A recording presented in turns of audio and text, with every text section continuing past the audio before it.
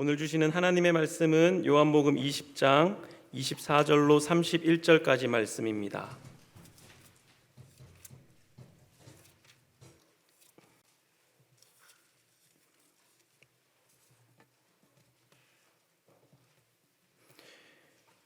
요한복음 20장 24절로 31절까지 말씀,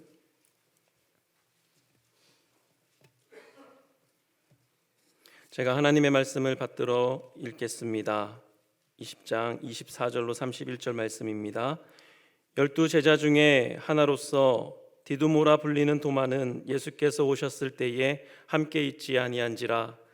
다른 제자들이 그에게 이르되 우리가 주를 보았노라 하니, 도마가 이르되 내가 그의 손에 못자국을 보며 내 손가락을 그 못자국에 넣으며 내 손을 그 옆구리에 넣어보지 않고는 믿지 아니하겠노라 하니라. 여드레를 지나서 제자들이 다시 집안에 있을 때에 도마도 함께 있고 문들이 닫혔는데 예수께서 오사 가운데 서서 이르시되 너희에게 평강이 있을지어다 하시고, 도마에게 이르시되 내 손가락을 이리 내밀어 내 손을 보고 내 손을 내밀어 내 옆구리에 넣어보라. 그리하여 믿음 없는 자가 되지 말고 믿는 자가 되라. 도마가 대답하여 이르되 나의 주님이시요 나의 하나님이시니이다. 예수께서 이르시되 너는 나를 본고로 믿느냐?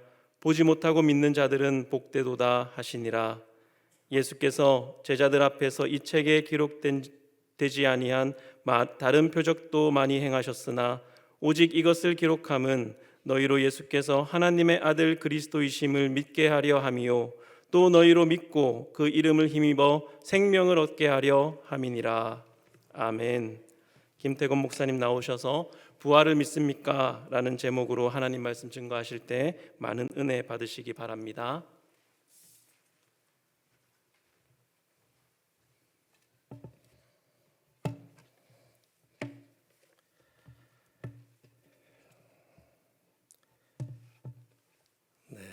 우리 부활 주일 아침입니다. 찬양대 감사드립니다. 이렇게 이른 아침에 매주일마다 귀한 찬양해 주시고, 오늘은 2개씩이나 준비해 주셔서 저도 알았으면 설교를 2개 준비했을 텐데. 부활의 아침입니다. 부활하신 주님께서 찬양을 받으시길 바랍니다. 기도하고 말씀 나누겠습니다. 하나님, 참 감사합니다. 영원토록 하나님 심판받아 마땅한 저희들을 우리 주 예수 그리스도의 십자가의 은혜로 구원하시고, 또한 부활하셔서 우리에게 영생을 실제로 지금부터 살아갈 수 있도록 열매로 주신 것, 선물로 주신 것 감사드립니다.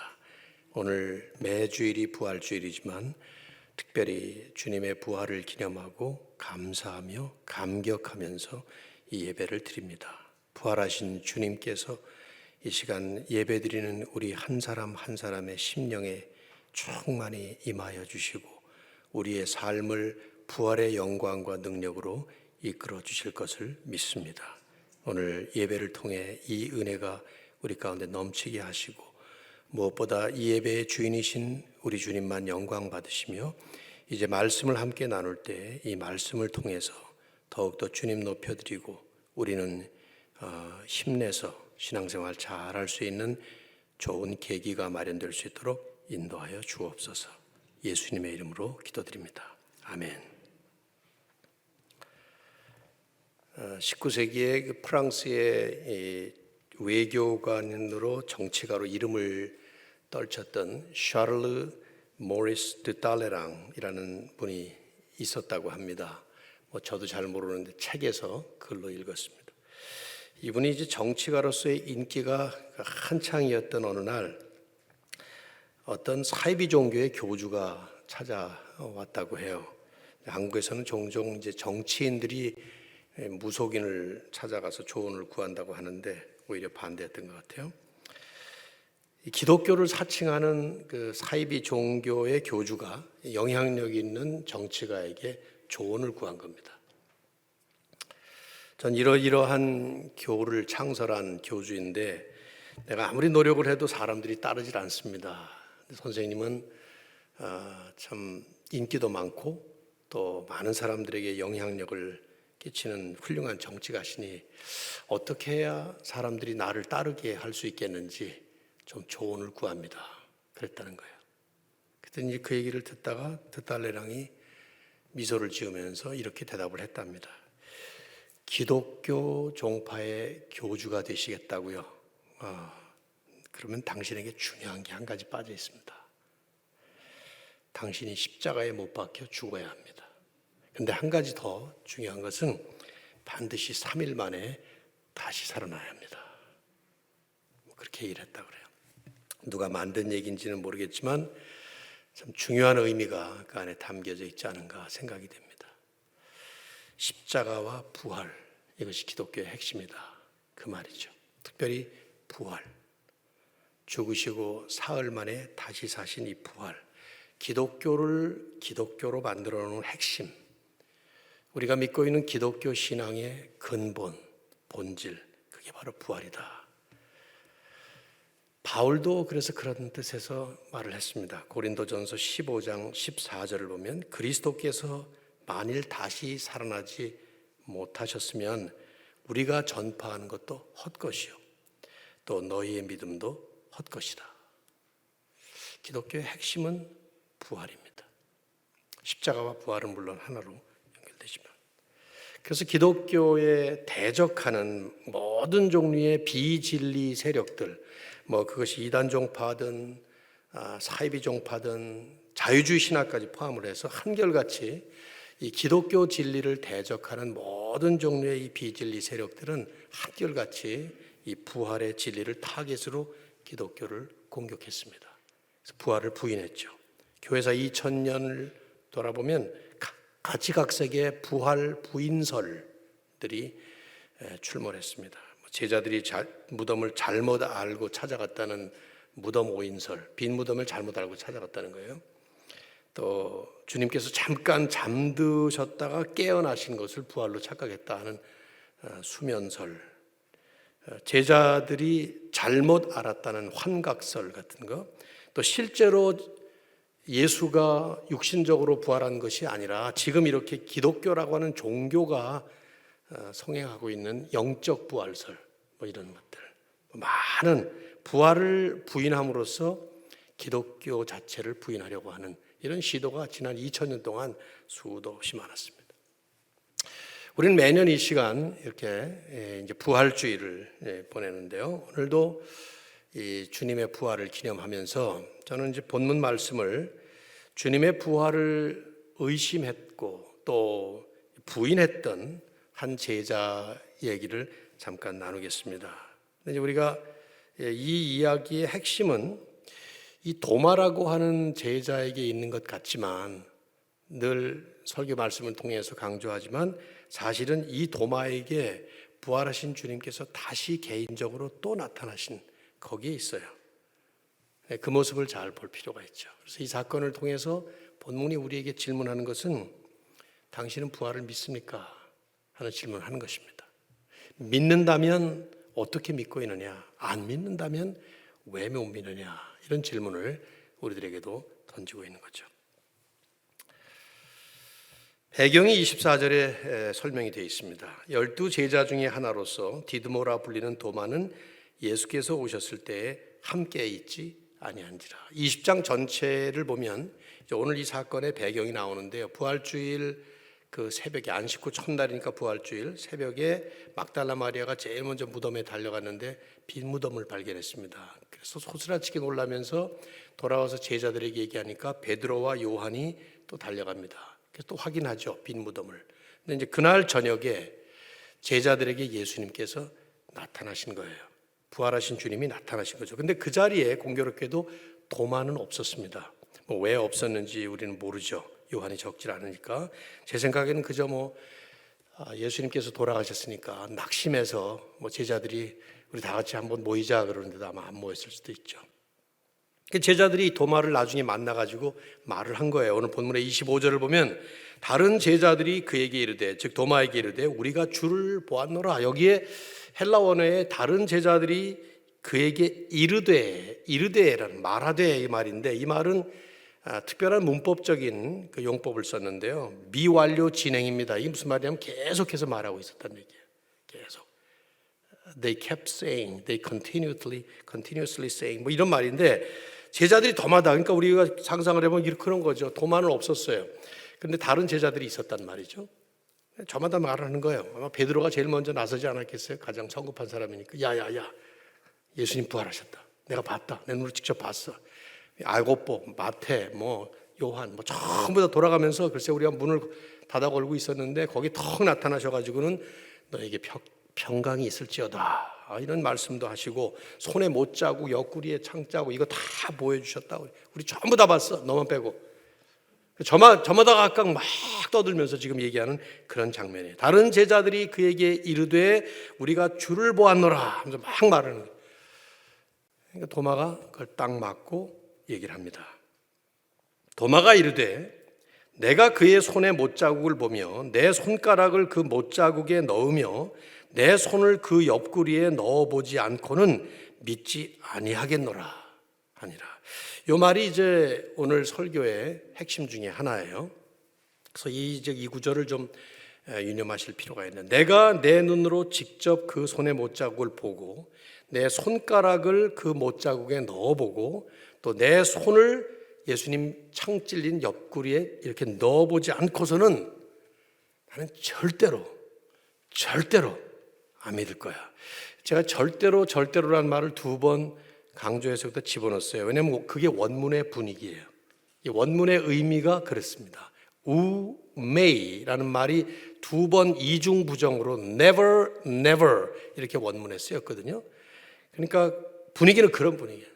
난 절대로 못 믿겠다 하는 얘기를 한 것이죠. 마치 아무리 여러분 주변에 그 전도를 그렇게 열심히 해도 안 믿는 사람들 혹시 안 계신가요? 저는 집안에 계셨어요. 제 아버님이. 아주 완고한 고집불통의 불신자처럼, 물론 이제 나중에 믿고 돌아가셨습니다만 감사하게도 이 많은 제자들의 증거와 증언을 아주 완강하게 부정하는 이 도마의 모습을 이 한 절 속에 역력히 볼 수가 있어요. 그래서 이 사람 도마는 2000년 교회 역사 속에 닉네임이 붙은 거죠. 뭡니까? 의심 많은 도마. 주일학교 아이들 그 교재에 보면 그렇게 나오죠. 의심 많은 도마. 제 말씀을 준비하면서 상상을 해봤어요. 아마 오늘도 이 도마 할아버지는 분명히 천국에 계실 텐데 거기서 통탄해 하실 거예요. 쟤네들 또 내 얘기하는구나. 그러니까 2000년 동안 이날만 되면 그냥 부활절이 매년 양력 3월 21일 춘분 지나고 음력 보름 지나고 첫 번째 주일날 그게 부활절이에요. 누가 시작했는지 모르겠어요. 근데 교회 역사상 그렇게 됐어요. 그러니까 양력과 음력이 섞여서 항상 날짜가 좀 다른 3월이나 4월에 오는데 하여튼 부활절만 되면 이제 어디선가 도마 얘기는 하고 있습니다. 저만 말고 또 있을 거예요. 다른 데 또 있을 겁니다. 근데 이제 저는 이분을 너무 단순하게 고집불통에 의심 많은 제자 이런 식으로 평가절하해서는 안 된다고 생각해요. 왜냐하면 이 사람은 그런 식의 불신자가 아니었어요.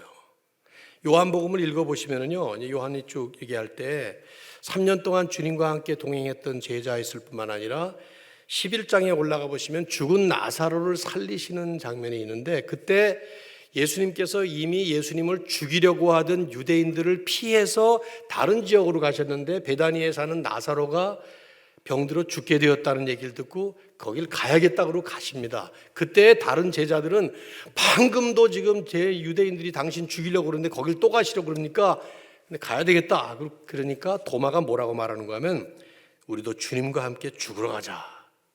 그 사람이 도마예요.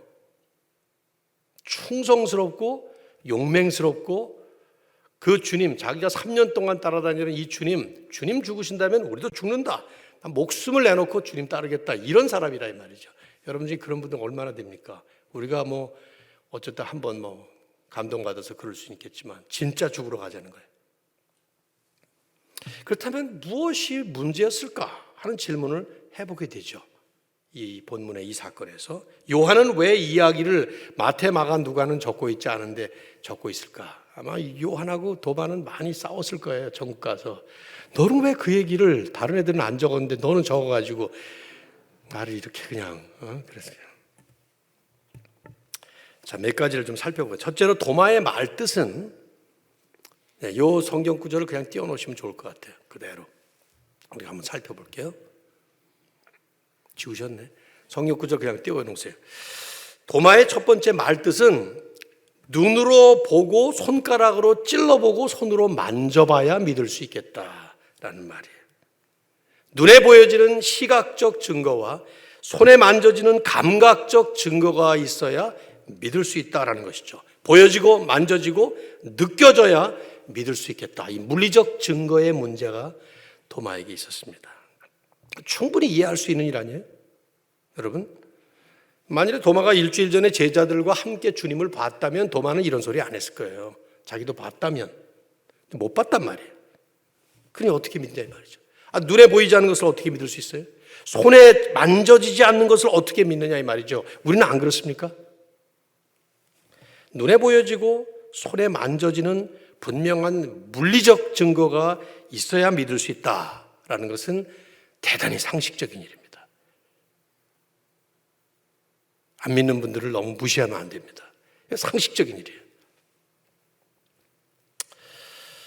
근데 한 걸음 더 나가서 정말 그런가 하는 질문을 더 깊이 있게 해볼 필요가 있어요. 정말 우리는 눈에 보이고 만져지는 과학적, 물리적 증거가 있을 때에 그 증거 때문에 믿는가? 그렇지는 않습니다. 우리는 거의 모든 것들을 이런 증거 없이 사실은 믿고 살아갑니다. 보세요. 제가 실험해 볼게요. 오늘 교회 오시면서 자동차 타고 오신 분들 손 들어보세요. 제가 다른 거 시킬 거 아니니까 이럴 때 보통 가만히 그냥 이렇게 계시는데 그러지 말고 솔직하게 남의 자동차를 타고 오셨던 본인이 운전하셨던 자동차 타고 오신 분들 손 들어보세요. 내리십시오. 저도 타고 왔습니다. 이 자동차를 타고 오기 직전에 이게 안전할까 하고 점검해 보신 분 손 들어보세요. 오늘 아침에. 아무도 안 계시네요. 어떻게 그 자동차가 괜찮을 거라고 믿으셨죠?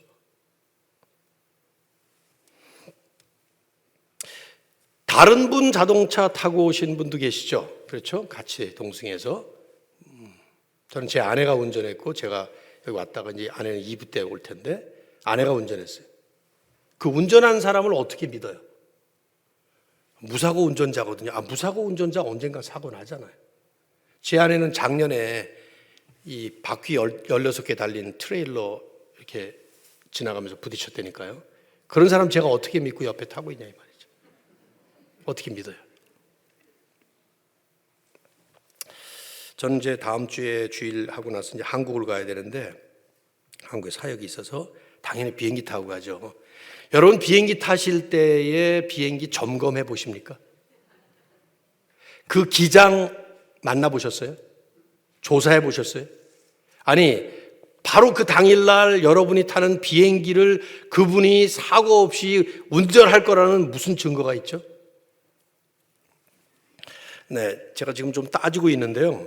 우리 자신과 따지고 있는 거예요. 이 건물 괜찮아요? 장로님들 괜찮으세요? 이거 오늘 아침에 점검해 보셨어요? 점검도 안 해놓고 이렇게 좀 앉아 계셔요 다들? 안 무너지리라고? 대개 지금 수도관이 막 새고 있을 거라고 생각 들지 않으세요? 저는 지난 2달 전에 한 달 정도를 밑에 물이 새가지고 바닥이 다 젖어가지고 대공사를 했습니다. 저는 보험회사에서 해줬으니까 2달 동안 고생 많이 했어요. 하여튼 했는데 물 새는 걸 전혀 몰랐죠. 살금살금. 나중에 그걸 와서 보니까 요만큼 똑똑 떨어진 거예요. 배수관 수돗물이. 그 다음부터는 자꾸 열어보게 돼 거기를. 또 새나가지고. 근데 한 달이 지났는데 괜찮더라고요. 근데 지금 이 말을 하는 순간 약간 또 불안해지기 시작해요 또. 점검해 보셨어요? 혹시 가스 쓰시나요, 집에? 가스불 끄고 오셨나요? 아니라고 어떻게 믿고 여기 앉아 계시냐 이 말이에요. 도둑 안 될 것 같아요? 도둑이 혹시 지금 이 시간에 막 창문을 열고 들어가지 않으리라고 무슨 증거가 있어요?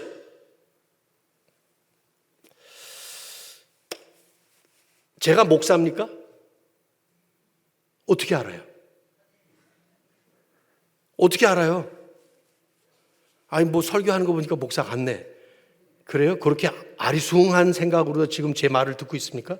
지금 제 목사 안수 받는 거 보신 분 계세요? 여기?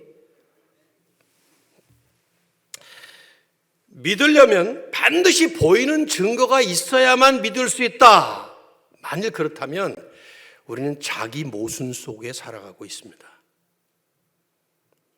지금 이 건물이 무너지지 않는다는 증거 없이도 앉아있고, 집에 아무 일 없다는 증거가 없이도 지금 집을 떠나 이 자리에 앉아 있다고 하는 것. 증거 없이도. 그런데 왜 하나님은 증거가 있어야, 천국은 보여야 믿을 수 있겠다라고 말하는 것인가? 성경은 그래서 말하죠. 히브리서 11장 1절에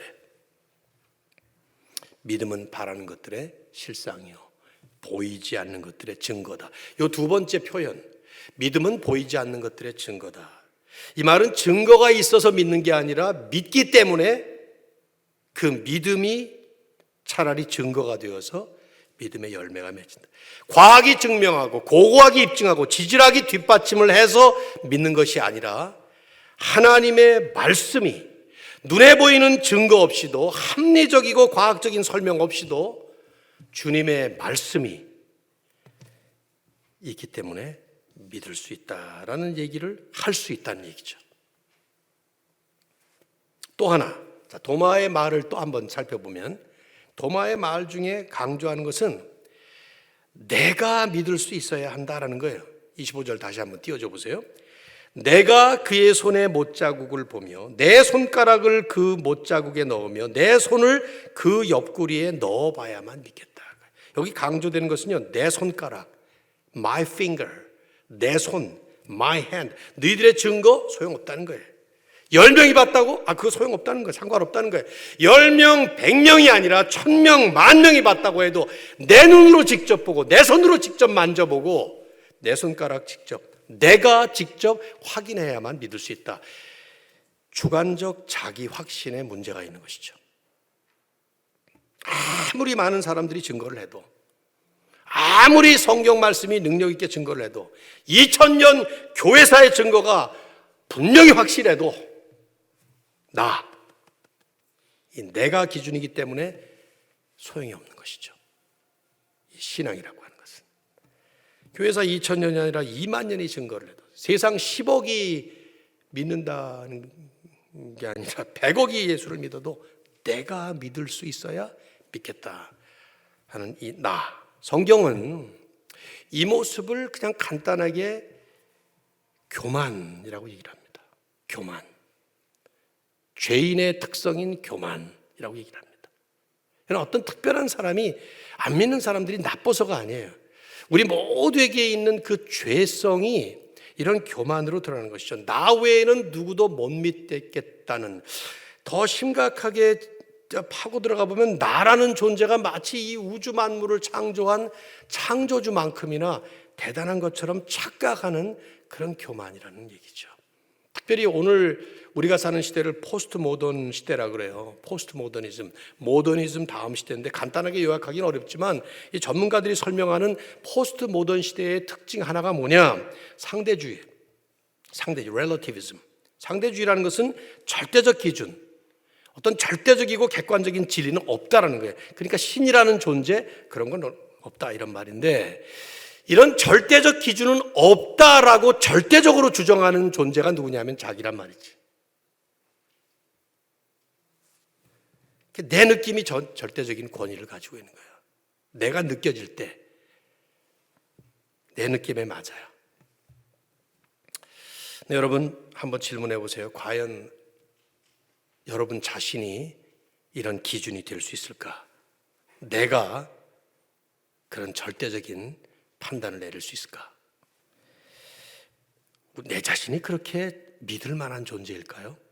여러분 자신이 그렇게 믿을 만한 존재입니까? 과거에 그 미국의 이제 신문에 자주 칼럼을 썼던 앤 랜더스라고 하는 분이 독자들이 가장 많이 하는 질문, 질문하면 답을 해주고 그랬는데 가장 많이 하는 질문은 What's wrong with me? 내가 뭐가 잘못됐는가 하는 질문이래요. 그러면서 그분은 한번 글에다 썼어요. 참 정직한 질문이다. 내가 뭐가 잘못됐나? 여기 지금 도마를 보면요. 도마가 사실 보여주었어야 될 모습은 너희들은 부활을 믿는데 나는 왜 못 믿을까? What's wrong with me? 하고 질문을 했었어야 된다는 말이죠. 그런 식으로 본다면 자기 스스로를 돌아보며 문제의 원인을 자기 안에 있는 것으로 찾을 줄 아는, 모든 문제는 저 바깥에 있어요. 나는 아니고, 이게 아니라 반대로 내 안에 있는 죄가 문제이고 내가 문제라는 것을 볼 줄 아는, 그게 하나님께서 아담이 죄를 지었을 때 그 죄 지은 인생을 향해서 첫 번째로 하셨던 최초의 질문이었어요. 하나님이 질문하십니다. 아담에게 무슨 질문했는지 아시죠? 범죄 후 숲을 속에 숨어 있으니까 아담아 내가 어디 있느냐 하고 질문하십니다. 야, 아담아 내가 어디 있느냐, 저번에도 그런 예를 들면서 말씀했죠. 아담이 어디 숨어 있는지 하나님이 모르시겠어요? 다 천지를 만드신 분께서 말이죠. 그 질문은 아담 스스로 Why are you there? 하는 질문을 하는 것이죠. 내가 왜 지금 그 자리에 있느냐, 자신을 돌아보고 자신을 살피면서 What's wrong with me? 내가 뭘 잘못했는가? 무엇이 나에겐 잘못인가? 이렇게 자기 스스로 질문해 보도록 하는 자기 성찰 질문을 하나님은 그에게 하셨던 것이죠. 오늘 이 시대를 존 스타트 목사님이라는 분이 돌아가셨습니다마는 마지막으로 쓰신 책, 짧은 책이 The Radical Disciple, 급진적 제자 뭐 이런 뜻인데요. 이 책에서 현 시대, 지금 우리가 사는 시대를 특징을 네 가지 트렌드를 얘기를 하면서 그 중에 하나를 Narcissism이라는 말을 썼어요. Narcissism, 자기 도취주의, 자기에 도취되어 사는 이런 시대다. 도마의 모습 속에 우리는 그런 우리들의 모습을 역력히 보게 됩니다. 나는 안 그런가 살펴볼 필요가 있죠. 또 하나 더, 도마의 이 말의 특징 가운데 하나는 못 믿겠다가 아니라 안 믿겠답니다. 내가 그의 손에 못자국을 보며 내 손가락을 그 못자국에 넣으며 내 손을 그 옆구리에 넣어보지 않고는 믿지 아니하겠노라.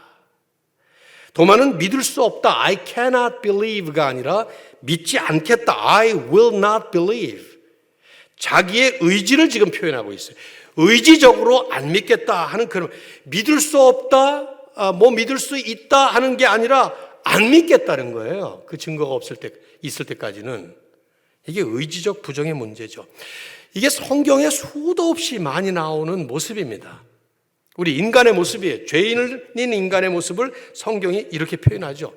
믿지 않겠다는 그 불신앙의 이 마음, 그 앞에서는 하나님이 어떤 증거를 보여주셔도 믿질 않는 거예요.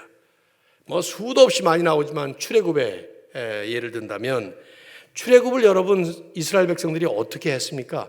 10개의 재앙, 그 10개 피개, 이파, 악도구, 매흑장 이렇게 되죠. 그러니까 피, 개구리, 이, 파리, 뭐 메뚜기, 뭐 악질, 독종, 흑암, 장자 죽음, 이 10번의 재앙을 이스라엘 백성들이 보면서 자기들이 살고 있는 그 고센 땅만 안 그래요. 나머지 이집트는 전부 다 재앙입니다. 그 하나하나 볼 때마다 오죽하면 그 막강한 절대 권력을 가지고 있었던 바로가 무릎을 꿇지 않습니까? 그런 걸 보면서 이스라엘 백성들이 똑똑히 보면서 어땠겠어요? 여러분 생각해 보십시오. 그리고 나서 다시 홍해 이적을 만나요. 또 광야에 들어가서 기도 한마디로 아말렉 전투를 승리를 합니다. 반석을 치니까 물이 나와요. 하늘에서 만나가 내리니까, 이런 모든 것들을 다 보면서도 그들은 하나님을 계속 원망하고 부정하고 돌아가자 그러고, 그때 하나님께서 그들을 향해서 한탄하시면서 하셨던 말씀이에요. 민수기 14장 11절. 여호와께서 모세에게 이르시되 이 백성이 어느 때까지 나를 멸시하겠느냐? 내가 그들 중에 많은 이적을 행하였으나 어느 때까지 나를 믿지 않겠느냐? 이 말씀은 그 많은 이적들, 그 많은 증거들, 근데 믿지 않겠다고 작정한 불신앙의 마음 앞에서는 그것은 이적이 아니었고 증거가 아니었다는 것입니다. 믿음은 의지의 문제이죠. 저는 하나 장담할 수 있습니다. 부활하신 우리 주님께서 지금 이 자리에 딱 나타나셔서 서신다 하더라도 부활을 믿지 않겠다고 작정한 마음에는 그건 증거가 안 됩니다. 저거 눈속임이야, 마술이야. 우리 마술 많이 보잖아요. 제 아들도 마술을 참 잘하는데 아직도 제가 그 비결을 몰라요. 마술사들의 뭐 원칙이래요. 절대로 안 가르쳐 주는 게. 무슨 뭐 개똥철학 같은 원칙이 다 있어가지고 아무리 배우고 싶어도 안 가르쳐 줘. 아유. 근데 참 내 눈앞에서 카드로 속이고 그러는데 분명히 속임수인 걸 아는데 이게 못 찾아내겠단 말이죠. 그러다 보니까 오늘 우리 시대에 누가 부활해서 나타났어요. 예수님이 나타나셨어요. 믿을 것 같습니까? 이게 제 말 아닙니다. 성경에 나와 있는 예를 그냥 든 것뿐입니다. 누가복음 16장에 보시면 예수님께서 부자와 거지 나사로의 예를 드십니다. 비유로 예를 드신 거겠죠.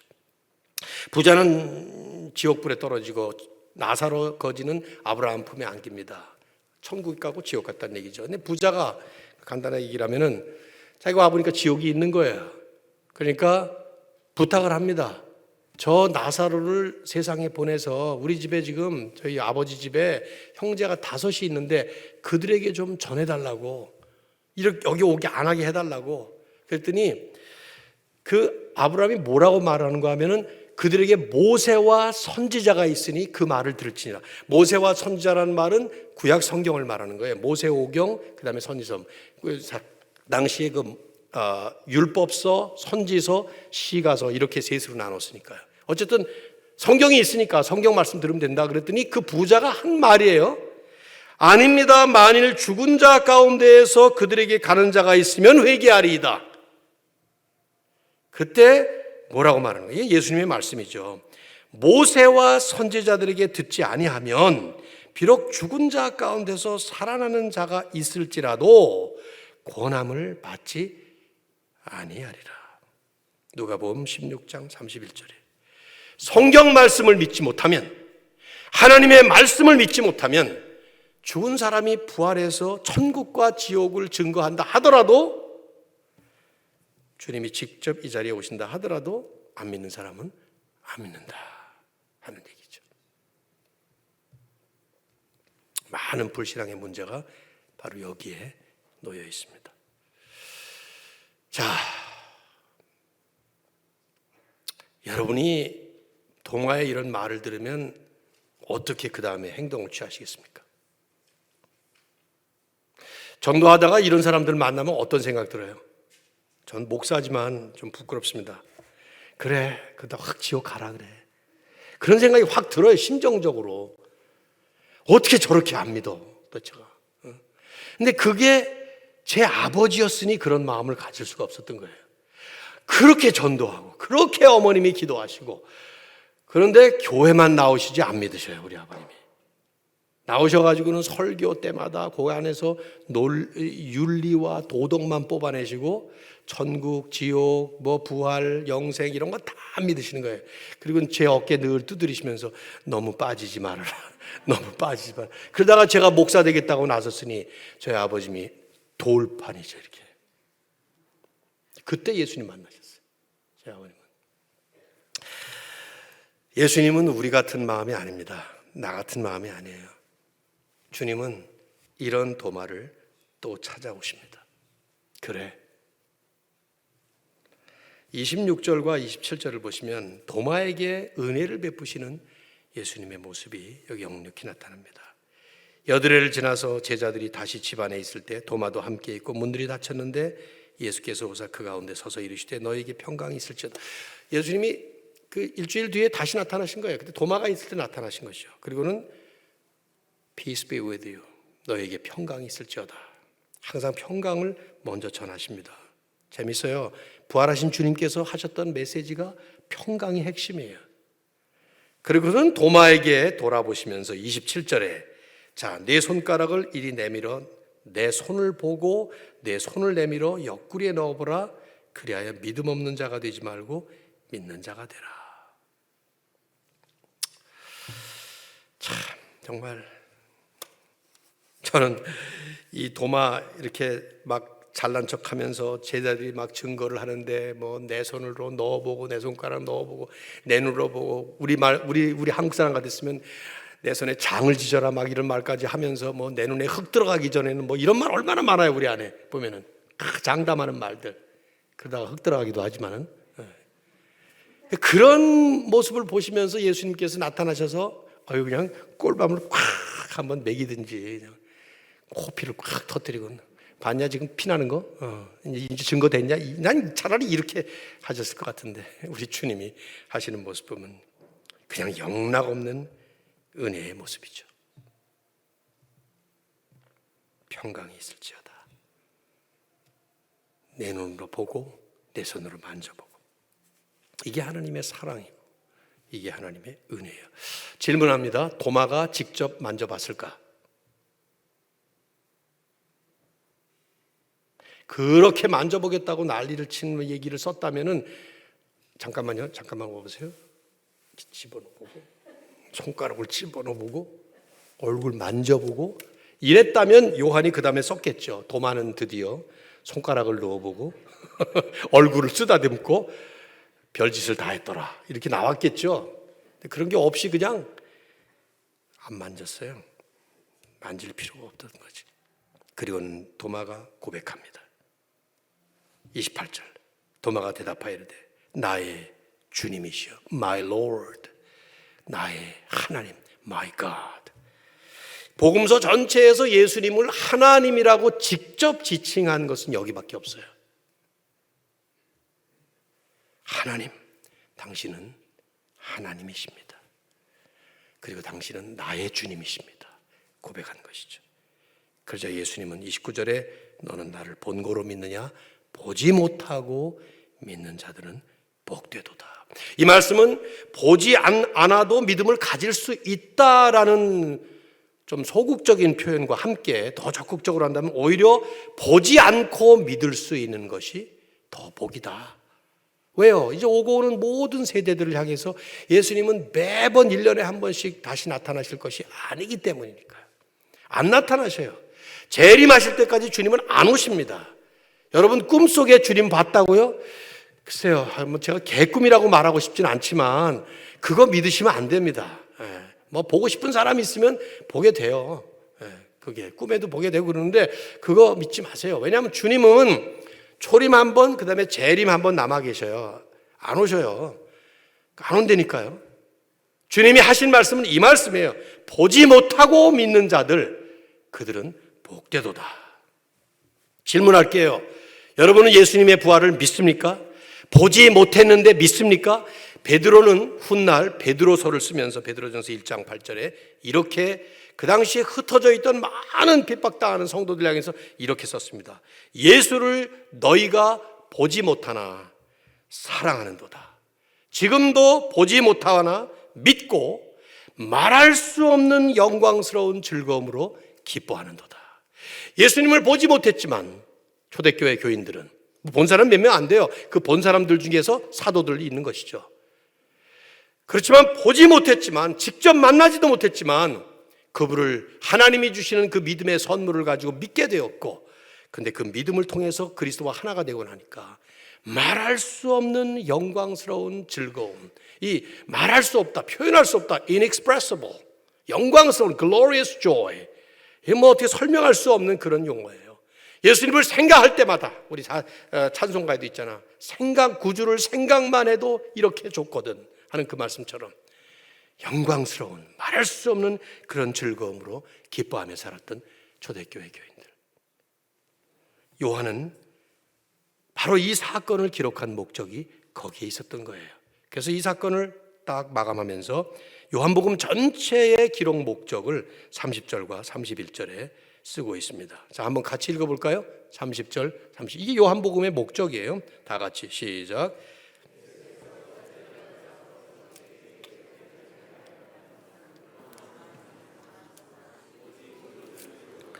너희로 예수께서 하나님의 아들 그리스도이심을 믿게 하려 하며 또 너희로 믿고 그 이름을 힘입어 생명을 얻게 하려 함이니라.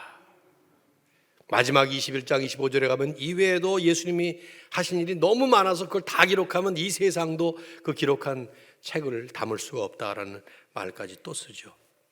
그런데 이 글을 기록한 이유는, 도마의 이 이야기를 쓴 이유는, 도마의 어깨를 두드리면서 도마에게 분명히 사도 요한이 격려하고 있을 그 말은 바로 이것 때문에 보지 못하지만 그 예수 그리스도를 믿을 수 있도록, 그리고 그 예수님을 믿을 때 그 이름을 힘입어서 생명을 얻을 수 있도록, 영생을 얻을 수 있도록.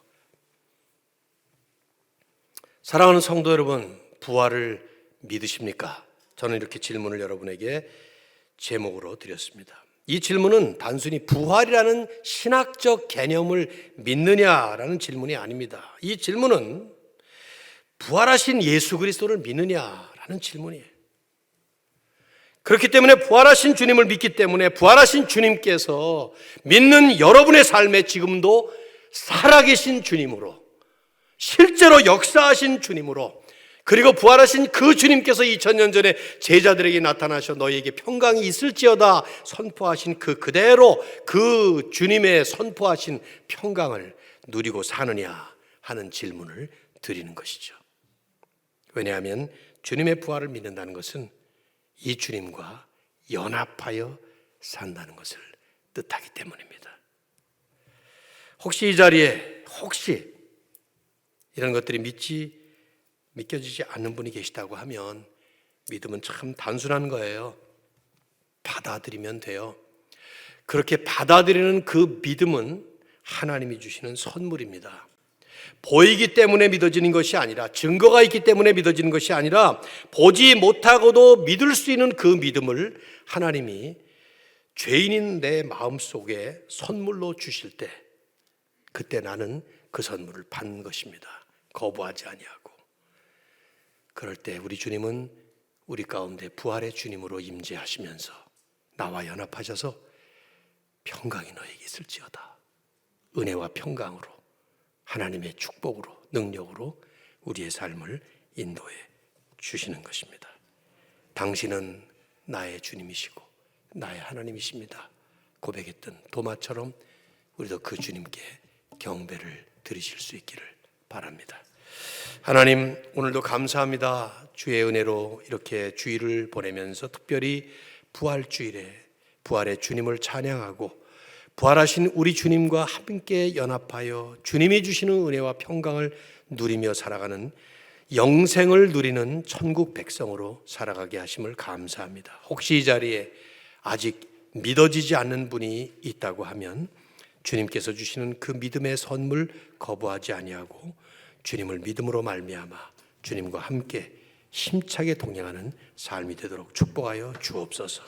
귀한 성도님들, 매주일 몇 번씩이나 예배를 드릴 때마다 예수 그리스도 찬양하며 살아계신 예수 그리스도의 부활의 능력을 힘입고 힘있게 살아가는 복을 내려 주시옵소서.